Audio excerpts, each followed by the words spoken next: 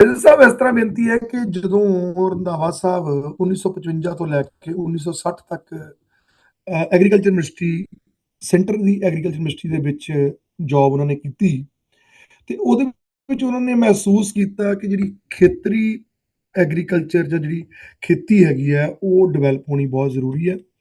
ਔਰ ਉਹਨੂੰ ਡਿਵੈਲਪ ਕਰਨ ਵਾਸਤੇ ਜਿਹੜਾ ਕੰਮ ਉਹ ਪਹਿਲਾਂ ਕਰ ਚੁੱਕੇ ਸੀ ਕੰਸੋਲੀਡੇਸ਼ਨ ਦਾ ਕੰਮ ਜ਼ਮੀਨਾਂ ਨੂੰ ਇਕੱਠੀਆਂ ਕਰਨ ਦਾ ਕੰਮ ਜਿਹੜਾ ਉਹ ਕਰ ਚੁੱਕੇ ਸੀ ਉਹ ਕਾਫੀ ਨਹੀਂ ਹੈ ਉਹਦੇ ਵਾਸਤੇ ਕਿਉਂਕਿ ਅਮਰੀਕਾ ਤੋਂ ਟੈਨਸੀ ਸਟੇਟ ਤੋਂ ਜਿਵੇਂ ਮੈਂ ਤੁਹਾਨੂੰ ਪਹਿਲਾਂ ਦੱਸਿਆ ਕਿ ਉਹ ਆਈਡੀਆ ਲੈ ਕੇ ਜਾ ਚੁੱਕੇ ਸਨ ਕਿ ਇੱਕ ਤਾਂ ਜ਼ਮੀਨ ਦਾ ਇਕੱਠੀ ਹੋਣਾ ਬਹੁਤ ਜ਼ਰੂਰੀ ਹੈ ਔਰ ਉਸ ਤੋਂ ਜਿਹੜਾ ਅਗਲਾ ਚੀਜ਼ ਆ ਟੈਕਨੋਲੋਜੀ ਐਗਰੀਕਲਚਰ ਇਕਵਿਪਮੈਂਟ ਚੰਗੇ ਬੀਜ ਚੰਗੀਆਂ ਖਾਦਾਂ ਜਿਹੜੀਆਂ ਇਹਨਾਂ ਤੋਂ ਬਗੈਰ ਵੀ ਕਿਸਾਨ ਜਿਹੜਾ ਉਹ ਖੇਤੀ ਵਿੱਚ ਕਿਸ ਤਰ੍ਹਾਂ ਕਾਮਯਾਬ ਨਹੀਂ ਹੋ ਸਕਦਾ ਸੋ ਉੱਥੇ ਰਹਿੰਦਿਆਂ ਉਹਨਾਂ ਨੇ 5 ਸਾਲ ਦੇ ਵਿੱਚ ਜਿਹੜੀਆਂ ਦੋ ਚੀਜ਼ਾਂ ਮਹਿਸੂਸ ਕੀਤੀਆਂ ਇੱਕ ਐਗਰੀਕਲਚਰ ਯੂਨੀਵਰਸਿਟੀ ਦੀ ਲੋੜ ਮਹਿਸੂਸ ਕੀਤੀ ਔਰ ਇੱਕ ਪੰਜਾਬ ਐਗਰੋ ਡਿਪਾਰਟਮੈਂਟ ਦੀ ਲੋੜ ਉਹਨਾਂ ਨੇ ਮਹਿਸੂਸ ਕੀਤੀ 1960 ਵਿੱਚ ਚੰਡੀਗੜ੍ਹ ਆਉਣ ਤੱਕ ਉਹਨਾਂ ਨੇ ਪੰਜਾਬ ਐਗਰੋ ਡਿਪਾਰਟਮੈਂਟ ਜਿਹੜਾ ਉਹ ਐਸਟੈਬਲਿਸ਼ ਕਰਵਾਉਣ ਵਿੱਚ ਮਦਦ ਕਰ ਦਿੱਤੀ ਪੰਜਾਬ ਔਰ 1962 ਦੇ ਵਿੱਚ ਉਹਨਾਂ ਨੇ 2 ਸਾਲ ਦੇ ਵਿੱਚ ਕਿਉਂਕਿ ਪੀਏਯੂ ਇੱਕ ਵੱਡਾ ਕੰਮ ਸੀ ਇਸ ਕਰਕੇ ਉਹਨੂੰ 2-2.5 ਸਾਲ ਹੋਰ ਲੱਗੇ ਔਰ 1962 ਦੇ ਵਿੱਚ ਜਿਹੜਾ ਪੀਏਯੂ ਆ ਉਹ ਲੁਧਿਆਣੇ ਵਿੱਚ ਐਸਟੈਬਲਿਸ਼ ਹੋ ਗਿਆ ਇਨ ਦਾ ਮੇਨ ਟਾਈਮ ਉਹ 60 ਦੇ ਵਿੱਚ ਆਪਣਾ ਚੰਡੀਗੜ੍ਹ ਦੇ ਵਿੱਚ ਆ ਗਏ ਹੁਣ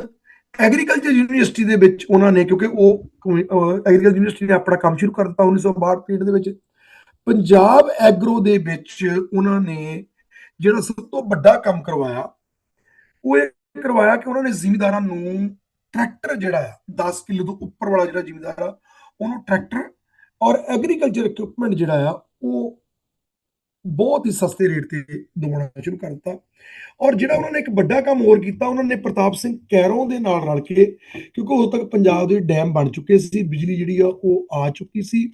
ਉਹਨਾਂ ਨੇ ਇੱਕ ਡਿਸਾਈਡ ਕੀਤਾ ਕਿ ਜਿਹੜੀ ਬਿਜਲੀ ਆ ਉਹ ਪਿੰਡਾਂ ਨੂੰ ਘਰਾਂ ਨੂੰ ਰੁਸ਼ਨਾਉਣ ਤੋਂ ਪਹਿਲਾਂ ਖੇਤਾਂ ਵਿੱਚ ਆਉਣੀ ਜ਼ਰੂਰੀ ਸੋ ਉਹਨਾਂ ਨੇ ਖੇਤਾਂ ਦੇ ਵਿੱਚ ਜਿਹੜੀ ਬਿਜਲੀ ਲਿਆਂਦੀ ਟਿਊਬਵੈਲ ਜਿਹੜੇ ਆ ਉਹ ਲੈਂਦੇ ਲੋਕਾਂ ਨੂੰ ਕਿਉਂਕਿ ਉਹਨਾਂ ਨੂੰ ਪਤਾ ਸੀ ਜਿਹੜਾ ਪੰਜਾਬ ਦਾ ਜ਼ਿਮੀਂਦਾਰ ਛੋਟਾ ਜ਼ਿਮੀਂਦਾਰ ਹੈ 10-10 15-15 ਏਕੜ ਦਾ ਮਾਲਵੇ ਨੂੰ ਛੱਡ ਕੇ ਜਿਹੜਾ ਮਾਝਾ ਔਰ ਦੁਆਬਾ ਏਰੀਆ ਹੈ ਇਹਦੇ ਵਿੱਚ ਛੋਟੇ ਜ਼ਿਮੀਂਦਾਰ ਸੀ ਸੋ ਛੋਟੀਆਂ ਮੋਟਰਾਂ ਜਿਹੜੀਆਂ 3 ਹਾਰਸ ਪਾਵਰ ਦੀ ਮੋਟਰ 5 ਹਾਰਸ ਪਾਵਰ ਦੀ ਮੋਟਰ ਜਿਹੜੀਆਂ ਇਹ ਮੋਟਰਾਂ ਧੜਾ ਧੜ ਪੰਜਾਬ ਦੇ ਵਿੱਚ ਬਣਵਾਉਣੀਆਂ ਸ਼ੁਰੂ ਕੀਤੀਆਂ ਔਰ ਲੋਕਾਂ ਨੂੰ ਇਹ ਮੋਟਰਾਂ ਸਸਤੇ ਰੇਟ ਤੇ ਦਵਾ ਕੇ ਤੇ ਜਿਹੜੇ ਬਿਜਲੀ ਦੇ ਕਨੈਕਸ਼ਨ ਆ ਉਹ ਪਹਿਲੀ ਉਹਨਾਂ ਦੀ ਕੋਸ਼ਿਸ਼ ਸੀ ਕਿ 10 ਜਿਹੜਾ ਕਿੱਲੇ ਤੋਂ ਵੱਡਾ ਜ਼ਿਮੀਂਦਾਰ ਆ ਉਹਨੂੰ ਹਰ ਹਾਲਤ ਦੇ ਵਿੱਚ ਉਹਦੇ ਕੋਲ ਟਿਊਬਵੈਲ ਤੇ ਬਿਜਲੀ ਦੀ ਮੋਟਰ ਜਿਹੜੀ ਆ ਉਹ ਹੋਣੀ ਜ਼ਰੂਰੀ ਹੈ ਉਹਦੇ ਵਿੱਚ ਉਹਨਾਂ ਨੇ ਇਹ ਕੰਮ ਬੜਾ ਬਾਖੂਬੀ ਕੀਤਾ ਜ਼ਿਮੀਂਦਾਰਾਂ ਨੂੰ ਟਰੈਕਟਰ ਜਿਹੜਾ ਬਹੁਤ ਸਸਤਾ ਮਿਲ ਗਿਆ ਜਿਹੜੇ ਜ਼ਿਮੀਂਦਾਰਾਂ ਨੂੰ ਟਰੈਕਟਰ ਟਰਾਲੀ ਔਰ ਉਹ ਇਸ ਤਰ੍ਹਾਂ ਨਹੀਂ ਸੀ ਇਕੱਲਾ ਟਰੈਕਟਰ ਨਹੀਂ ਸੀ ਦਿੰਦੇ ਪੂਰਾ ਪੈਕੇਜ ਜਿਹਦੇ ਵਿੱਚ ਟਰੈਕਟਰ ਹੁੰਦਾ ਸੀ ਟਿਲਰ ਹੁੰਦੇ ਸਨ ਡਿਸਕ ਹੁੰਦੀ ਸੀ ਟਰਾਲੀ ਹੁੰਦੀ ਸੀ ਲੈਵਲਰ ਜਿਹਨੂੰ ਅਸੀਂ ਕਰਾਹਾ ਕਹਿੰਦੇ ਆ ਪੰਜਾਬੀ ਵਿੱਚ ਸਾਰੀਆਂ ਚੀਜ਼ਾਂ ਜਿਹੜੀ ਡਰਿਲ ਹੈ ਆਪਣੇ ਵਾਸਤੇ ਕਣਕ ਬੀਜਣ ਵਾਸਤੇ ਇਹ ਸਾਰਾ ਕੁਝ ਜਿਹੜਾ ਆ ਉਹ ਇਕੱਠਾ ਇੱਕ ਪੈਕੇਜ 19,000 ਦੇ ਲੋਨ ਦੇ ਵਿੱਚ ਉਹ ਦੇ ਦਿੰਦੇ ਸੀ ਉਸ ਵਕਤ ਇੰਨਾ ਕੁਝ 19,000 ਦੇ ਵਿੱਚ ਮਿਲ ਜਾਣਾ ਜਿਹਦੇ ਵਿੱਚ ਕੋਈ 40 ਤੋਂ 50% ਸਬਸਿਡੀ ਹੁੰਦੀ ਸੀ ਔਰ ਅੱਧਾ ਰੇਟ ਜਿਹੜਾ ਉਹ ਜ਼ਿਮੀਂਦਾਰ ਨੂੰ ਜਿਹੜਾ ਪੈਂਦਾ ਸੀ ਜਿਹਦੇ ਨਾਲ ਪੰਜਾਬ ਦੀ ਜਿਹੜੀ ਖੇਤੀ ਹੈ ਉਹ ਟਰੈਕਟਰ ਆਉਣ ਦੇ ਨਾਲ ਇੱਕਦਮ ਉਹਦੇ ਵਿੱਚ ਜਿਹੜਾ ਉਹ ਵਾਧਾ ਹੋਇਆ ਔਰ ਜਿਹੜਾ ਕਿ ਹਰੀ ਕ੍ਰਾਂਤੀ ਜਿਹਨੂੰ ਅਸੀਂ ਕਹਿੰਦੇ ਆ ਹਰੀ ਕ੍ਰਾਂਤੀ ਜਿਹੜੀ ਆ ਉਸ ਚੀਜ਼ ਨੇ ਐਸਟੈਬਲਿਸ਼ ਕੀਤੀ ਜਿਹੜਾ ਹਿੰਦੁਸਤਾਨ 1962-63 ਤੱਕ ਜਾਂ 57-58 ਤੱਕ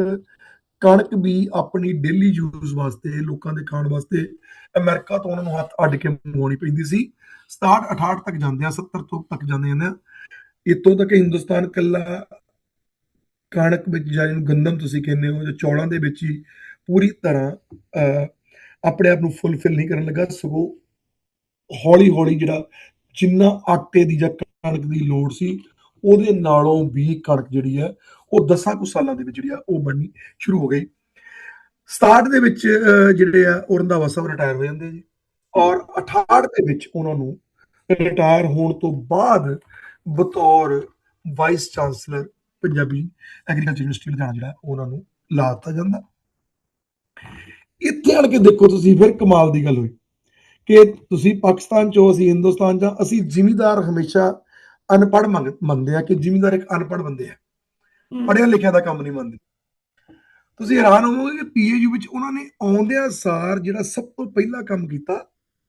ਉਹਨਾਂ ਨੇ ਜਿਹੜੀ ਪੀਏਯੂ, ਕਿਉਂਕਿ ਪੀਏਯੂ ਵਿੱਚ ਬੱਚੇ ਪੜ੍ਹਦੇ ਸਨ, ਯੂਨੀਵਰਸਿਟੀ ਸੀ, ਐਮਐਸਸੀ ਬੀਐਸਸੀ ਐਗਰੀਕਲਚਰ ਹੁੰਦੀ ਸੀ, ਬੀਐਸਸੀ ਐਗਰੀਕਲਚਰ ਟੈਕਨੋਲੋਜੀ ਹੁੰਦੀ ਸੀ। ਉਹਦੇ ਵਿੱਚ ਜਿਹੜੀ ਵੱਡੀ ਲਾਇਬ੍ਰੇਰੀ ਸੀ ਉਹ ਤਾਂ ਵਿਦਿਆਰਥੀਆਂ ਵਾਸਤੇ ਸੀ, ਨਾਲ ਉਹਨਾਂ ਨੇ ਇੱਕ ਲਾਇਬ੍ਰੇਰੀ ਜਿਹੜੀ ਇਕੱਲੇ ਜ਼ਿਮੀਂਦਾਰਾਂ ਵਾਸਤੇ ਬਣਾਈ, ਜਿਹਦੇ ਵਿੱਚ ਉਹਨਾਂ ਨੇ ਪਿੰਡਾਂ ਵਿੱਚੋਂ ਜ਼ਿਮੀਂਦਾਰਾਂ ਨੂੰ ਇਸ ਗੱਲ ਨੂੰ ਇਨਕਰੇਜ ਕੀਤਾ। ਉਹਨਾਂ ਨੇ ਜ਼ਿਮੀਂਦਾਰਾਂ ਨੂੰ ਲਿਆ ਕੇ ਯੂਨੀਵਰਸਿਟੀ ਦੇ ਵਿੱਚ ਕਿਤਾਬਾਂ ਪੜ੍ਹਾਉਣੀਆਂ ਸ਼ੁਰੂ ਕੀਤੀਆਂ ਕਿ ਤੁਸੀਂ ਪੜ੍ਹਨਾ ਸਿੱਖੋ, ਤਾਂ ਕਿ ਤੁਸੀਂ ਮੁਰਗੀ ਪਾਲਣ ਦਾ ਕੰਮ ਸ਼ੁਰੂ ਕਰ ਸਕੋ, ਤਾਂ ਕਿ ਤੁਸੀਂ ਮੱਛੀ ਪਾਲਣ ਦਾ ਕੰਮ ਸ਼ੁਰੂ ਕਰ ਸਕੋ, ਤਾਂ ਕਿ ਤੁਸੀਂ ਹੋਰ ਜਿਹੜੇ, ਜਿਨ੍ਹਾਂ ਨੂੰ ਅਸੀਂ ਸਹਾਇਕ ਧੰਦੇ ਕਹਿੰਦੇ ਆ, ਜਿਹੜੇ ਛੋਟੇ ਜ਼ਿਮੀਂਦਾਰ ਆ, ਉਹਨਾਂ ਵਾਸਤੇ ਉਹਨਾਂ ਨੇ ਖਾਸ ਤਰ੍ਹਾਂ ਦੀਆਂ ਜਿਹੜੀਆਂ ਮੁਰਗੀ ਪਾਲਣ ਜਿਹੜਾ ਆ ਉਹਨੂੰ ਖਾਸ ਕਰਕੇ ਉਹਨਾਂ ਨੇ 60s ਦੇ ਵਿੱਚ ਬਹੁਤ ਹੀ 60 ਲੇਟ 60 ਔਰ 70s ਦੇ ਸ਼ੁਰੂ ਵਿੱਚ ਉਹਨਾਂ ਨੇ ਮੁਰਗੀ ਪਾਲਣ ਜਿਹੜਾ ਆ ਉਹਨੂੰ ਪੰਜਾਬ ਦੇ ਵਿੱਚ ਬਹੁਤ ਤੇਜ਼ੀ ਦੇ ਨਾਲ ਉਹਨਾਂ ਨੇ ਐਸਟੈਬਲਿਸ਼ ਕੀਤਾ। ਔਰ ਇੱਕ ਹੋਰ ਕੰਮ ਜਿਹੜਾ ਉਹਨਾਂ ਨੇ, ਜਦੋਂ ਸਾਨੂੰ 67 ਦੇ ਵਿੱਚ ਜਿਹੜਾ, ਜਿੱਦਾਂ ਹੀ ਉਹਨਾਂ ਨੇ ਪੀਏਯੂ ਦੇ ਵਿੱਚ ਗਏ, ਉਹਨਾਂ ਨੇ ਕਿਸਾਨ ਮੇਲਾ ਸ਼ੁਰੂ ਕੀਤਾ, ਜਿਹੜਾ ਕਿ ਅੱਜ ਵੀ ਚੱਲਦਾ। ਹੁਣ ਤਾਂ ਇਹ ਬਹੁਤ ਵੱਡੇ ਲੈਵਲ ਦਾ ਕਿਸਾਨ ਮੇਲਾ, ਜਿਵੇਂ ਕਹ ਲਓ ਕਿ ਜਿਵੇਂ ਅਸੀਂ ਅਮਰੀਕਾ ਦੇ ਵਿੱਚ ਰਹਿੰਦੇ ਹਾਂ, ਅਸੀਂ ਬਹੁਤ ਵੱਡੇ ਟ੍ਰੇਡ ਸ਼ੋਜ਼ ਦੇਖਣ ਜਾਂਦੇ ਆ, ਟਰੱਕਿੰਗ ਦੇ ਟ੍ਰੇਡ ਸ਼ੋਜ਼ ਹੁੰਦੇ ਆ। ਬਲਕਿ ਮੈਂ ਸਮਝਦਾ ਕਿ ਜਿਹੜਾ ਹੁਣ ਸਾਡੇ ਅਮਰੀਕਾ ਦੇ ਵਿੱਚ ਟੈਨਸੀ ਵਿੱਚ ਟਰੱਕਿੰਗ ਸ਼ੋਅ ਹੁੰਦਾ, ਜਾਂ ਵੇਗਸ ਦੇ ਵਿੱਚ ਜਿਹੜੇ ਟਰੱਕਿੰਗ ਸ਼ੋਅ ਹੁੰਦੇ ਆ, ਜਾਂ ਸਾਡੇ ਲਾਸ ਐਂਜਲਸ ਵਿੱਚ ਟਰੱਕਿੰਗ ਸ਼ੋਅ ਹੁੰਦੇ ਆ, ਉਹ ਉਹਦੇ ਮੁਕਾਬਲੇ ਅੱਜ ਵੀ ਬਹੁਤ ਛੋਟੇ ਹਨ। ਜਿਹੜੇ ਕਿਸਾਨ ਮੇਲੇ ਨੂੰ ਮੈਂ 1992-93 ਜਦੋਂ ਮੈਂ ਲੁਧਿਆਣੇ ਪੜ੍ਹਦਾ ਸੀ ਦੇਖਿਆ, ਅਸੀਂ ਇੱਕ ਦਿਨ ਵਿੱਚ ਮੇਲਾ ਦੇਖ ਨਹੀਂ ਸੀ ਸਕਦੇ। ਇਨ ਐਗਰੀਕਲਚਰ ਇਕਵਿਪਮੈਂਟ, ਕੰਬਾਈਨਸ, ਟਿਊਬਵੈਲਸ, ਤੁਹਾਡਾ ਹੋਰ ਜਿੰਨਾ ਵੀ ਡਰਿਲਸ, ਤਰ੍ਹਾਂ ਤਰ੍ਹਾਂ ਦਾ ਜਿਹੜਾ ਸਮਾਨ ਹੈ, ਬੀਜ, ਖਾਦਾਂ, ਇੰਨਾ ਤਰ੍ਹਾਂ ਦਾ ਸਮਾਨ ਜਿਹੜਾ ਆ ਉਹ ਕਿਸਾਨ ਮੇਲੇ 'ਚ, ਉੱਥੇ ਜਿਹੜੇ ਐਗਰੀਕਲਚਰ ਇਕਵਿਪਮੈਂਟ ਸੀ, ਜਿਹੜੇ ਸ਼ਹਿਰਾਂ ਦੇ ਵਿੱਚ ਜਿਹੜੇ ਛੋਟੇ ਜਿਹੜੇ ਕਹ ਲਓ ਜਿਹੜੇ ਕਾਰਖਾਨੇ ਸੀ, ਜਿਨ੍ਹਾਂ ਨੇ ਡਿਸਕਾਂ ਬਣਾਉਣੀ ਸ਼ੁਰੂ ਕਰਤੀਆਂ, ਟਿਲਰ ਬਣਾਉਣੀ ਸ਼ੁਰੂ ਕਰਤੀ, ਉਹਨਾਂ ਦੀ ਉੱਥੇ ਨੁਮਾਇਸ਼ ਲਾਈ ਜਾਂਦੀ ਸੀ। ਟਰੈਕਟਰ ਜਿਹੜੇ ਆ ਉਹਨਾਂ ਦੀ ਨੁਮਾਇਸ਼ ਲੱਗਦੀ ਸੀ, ਔਰ ਬੀ ਜਿਹੜੇ ਆ ਕਿਸਾਨਾਂ ਨੂੰ ਬਹੁਤ ਵਾਰੀ ਗਿਫਟ ਦੇ ਤੌਰ ਤੇ ਜਿਹੜੀਆਂ ਨਵੀਆਂ ਕਣਕ ਦੀਆਂ, ਝੋਨੇ ਦੀਆਂ, ਮੱਕੀ ਦੀਆਂ ਹੋਰ ਜਿਹੜੀਆਂ ਕਿਸਮਾਂ ਉਹਨਾਂ ਨੇ ਡਿਵੈਲਪ ਕੀਤੀਆਂ, ਉਹਨਾਂ ਨੇ 68 ਸਨ ਤੋਂ ਲੈ ਕੇ ਤੇ 76 ਤੱਕ ਉਹ ਰਹੇ, ਜਿਹਦੇ ਵਿੱਚ ਉਹਨਾਂ ਨੇ ਕੋਈ 100 ਤੋਂ ਉੱਪਰ ਕਣਕ, ਝੋਨਾ, ਦਾਲ, ਚੌਲ, ਛੋਲੇ, ਇਹਨਾਂ ਦੀਆਂ ਜਿਹੜੀਆਂ ਕਿਸਮਾਂ ਡਿਵੈਲਪ ਕਰਵਾਈਆਂ। ਪੰਜਾਬ ਐਗਰੀਕਲਚਰ ਯੂਨੀਵਰਸਿਟੀ ਵਿੱਚ ਰਹਿੰਦੇ ਆ।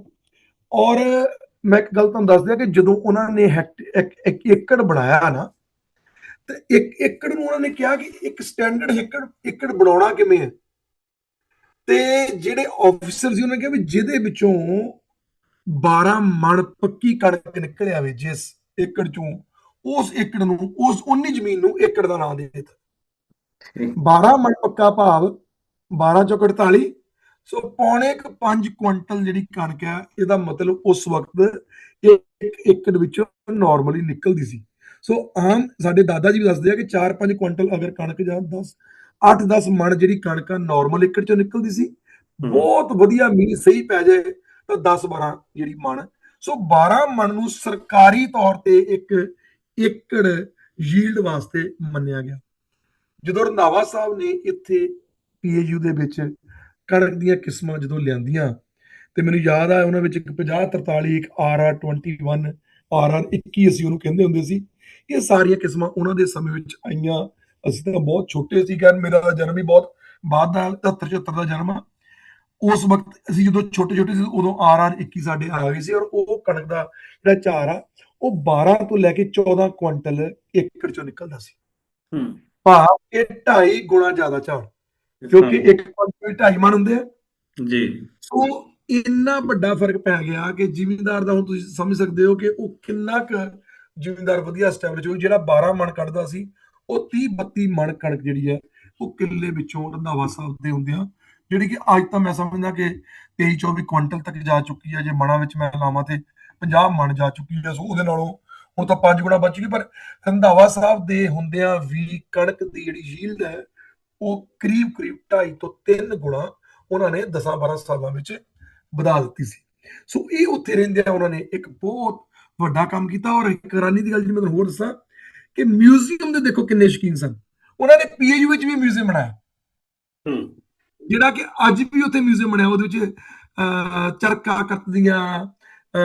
ਫੁਲਕਾਰੀਆਂ ਕੱਢਦੀਆਂ ਇਹ ਬੀਬੀਆਂ ਦੇ ਬੁੱਤ,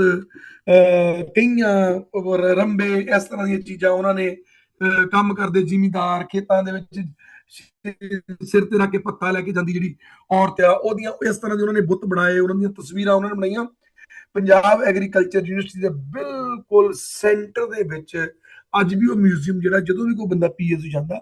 ਤੇ ਉਹ ਜਿਹੜਾ ਮਿਊਜ਼ੀਅਮ ਆ ਉਹਨੂੰ ਦੇਖਣਾ ਆਪਣਾ ਹੈਗਾ ਉਹ ਫਖਰ ਮਹਿਸੂਸ ਕਰਦਾ। ਉਹਨਾਂ ਨੇ ਲਾਇਬ੍ਰੇਰੀ ਔਰ ਮਿਊਜ਼ੀਅਮ ਹੂੰ ਇਹ ਦੋਨੇ ਆਪਣੀ ਜ਼ਿੰਦਗੀ ਦੇ ਅੰਗ ਬਣਾਏ, ਭਾਵ ਕਿ ਇੱਕ ਕਲਾ ਤੇ ਦੂਸਰੀ ਪੜ੍ਹਾਈ।